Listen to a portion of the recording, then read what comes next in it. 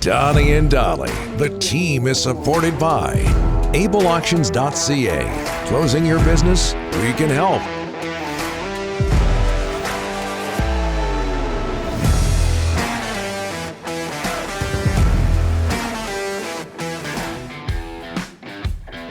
Just ahead of Kelly Hrudey. Today, all of our guests are brought to you by the Alberni Power and Marine RPM Group, located in Port Alberni. Alberni Power and Marine is one of Vancouver Island's most trusted boat dealerships, the largest Mercury Marine dealership in Canada. Their service team just won fourth consecutive year. The CSI score above the national average, way above. Make your appointment today for the 2022 boating season at AlberniPowerMarine.com. As we bring in from Sportsnet, Hockey Night in Canada, Kelly Hrudey. How are you, sir?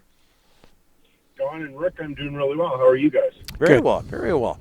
Let's go to your number one area of expertise, not just hockey, but goaltending. Juuse Saros last night for Nashville, picking up a win against the Canucks. What has made him and the Predators so successful this season? Well, there's a lot in that question.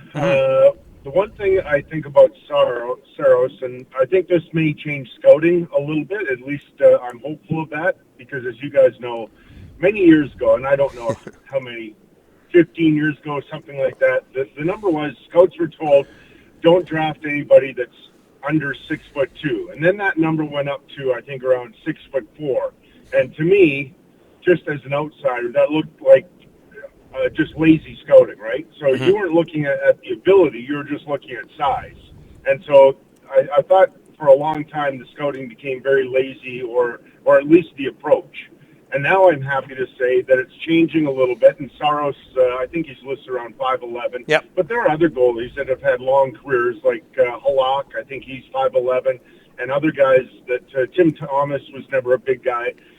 And I think they've proven that you can be any size and be successful. That's kind of one of the reasons why I'm cheering for Dustin Wolf so hard, because he ripped it up in the Western Hockey League. He's playing incredibly well in the American League right now, and I'm hopeful that he also changes minds. So Saros, now I'll get back to him for a second. One of the things that I really appreciate about him is that he stays on his feet a little bit longer. And now listen, I don't want to sound like an old guy that played 20-some years ago, which I did, but and suggest that the position should be a stand-up position. Of course not. That's ridiculous. The way they play today, and with the equipment they have, they're more protected than ever, and going on your knees happens to be a really effective way to play. And it looks, by the way, it looks really, really fun. I wish I would have been told that many years ago. But the fact of the matter is, and I don't know if you guys saw the Oilers game a couple nights ago where Stützle beat Koskinen high short side. Which, yeah, right? So it's a wonderful shot, but it's an epidemic in the league. I think that play, from a goaltender's perspective, should be situational. You should understand or recognize that, I can't remember the forward that was on that rush with Stützle, but when the forward first did a flyby, yeah, he may have been in a dangerous area for a rebound, but once the play started to develop a little bit more, he took off. So it's basically Koskinen against Stützle and maybe a couple of defenders. So to give that free goal away, I don't get it. You should be situationally aware of what's happening and take away the high short side. Now, I'm happy to say some other guys have sort of picked up on that, like a guy like Marc-Andre Fleury, that he has recognized that there are times where you can be up on your feet a little bit longer. And so I think a guy like Saros is teaching the league and other guys that, hey, let's figure it out. Certainly playing in the VH or reverse VH is a fantastic option, but there are also times, why do I feel obligated to go down to my knees and give up a free goal? And I'll go into it a little bit further. Sorry for going on to a rant. No, it's great. It's something that I really appreciate. So Steve Valiquette, the former goaltender, and you guys know him as an analyst, he's fantastic on MSG. And he was having the same conversation with Jeff Merrick last week on the radio, and he was talking about something like, well, what's more effective? A goalie that's 6'7" that automatically drops to his knees, or a goalie that's 5'11" and stays on his feet a little bit longer? And I think the answer is obvious. The guy that stays on his feet a little bit longer and takes away the high short side, because that's too easy a goal to give up to the shooters today, because they've never been more accurate. And with the equipment they have, the sticks, it allows them to make that shot a lot easier than it would have been 20 years ago. Yeah, Juuse Saros, 5'11", 180, similar to your measurements back in the day, Kelly. Yes, exactly. Well, according to Hockey Database, okay, and that it's never wrong. Hey, Kelly, Bruce Boudreau scratched Nils Höglander last night. It was Vasily Podkolzin getting scratched the night before. Do you understand tough love when it comes to young hockey players? Well, yeah, I hesitate because, as you guys know, I'm really all about where a guy is mentally and so on. Yes. And maybe you could categorize it as tough love or just get a different perspective. I know Al Arbor did that to me one time when I couldn't get it going. And it's kind of embarrassing, when you think you're an everyday NHLer. But the fact is, for me, I got a different perspective from the press box. In my next start, I had a shutout. Now, whether it's used in terms of motivation and or just a different perspective, you can have that discussion many different ways. But and Höglander he's a heart and soul kind of guy. Like, I love his effort.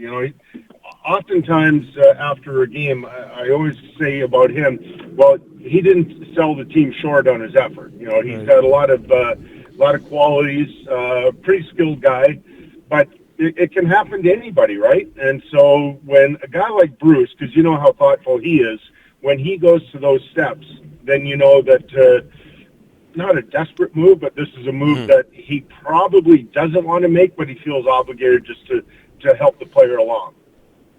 Kelly, let's talk about the team you cover, the Flames, right now, 8th in the Western Conference.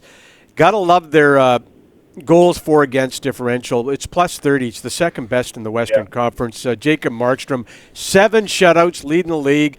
Your thoughts on this team? Look ahead, the trade deadline. Can this team go deep? What are your thoughts? Yeah, so Rick, I'd say that it's a really, really good team, and because I think they're through the effects of COVID for the most part, they are playing like they were in October and November, which is get off to a great start typically, and it's hard to break their will and their spirit, and we saw that last night with that game. They were in tough, right? They're down 3-1 in the third period to Dallas.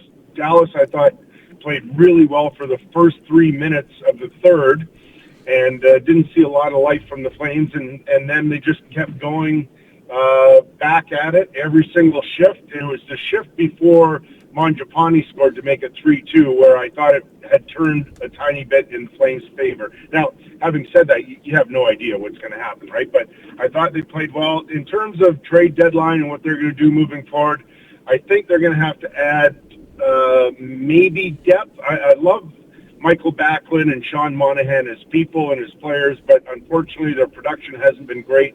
Lindholm's been amazing.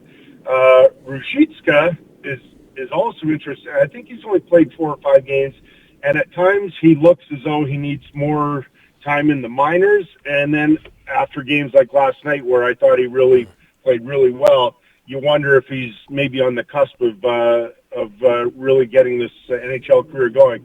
But that's where I would look. I think they need a little bit of extra scoring, but nonetheless, they are, when they're playing great, they're a really good team, really good. So much to talk about when it comes to the Flames. But, Kelly, I wanted to ask you this. Last night, Rangers beat Florida. Washington beats Pittsburgh. Toronto wins a blowout game against the Devils. Mm-hmm. But the 8 playoff teams, if you look in the East, the 8 playoff teams are set. No matter what the NHL is going to tell you, it would take a miracle for one of the teams below that top 8 to make the playoffs. Do you have any idea? I know Tampa Bay is not a bad place to start, but any idea which one of those high-quality teams is going to come out of the East? No idea, Don. I've been saying this for years in today's NHL. It used to be, I think before the salary cap in 2004, I think all of us had a decent idea of the top 4 or 5, 6 teams in the league.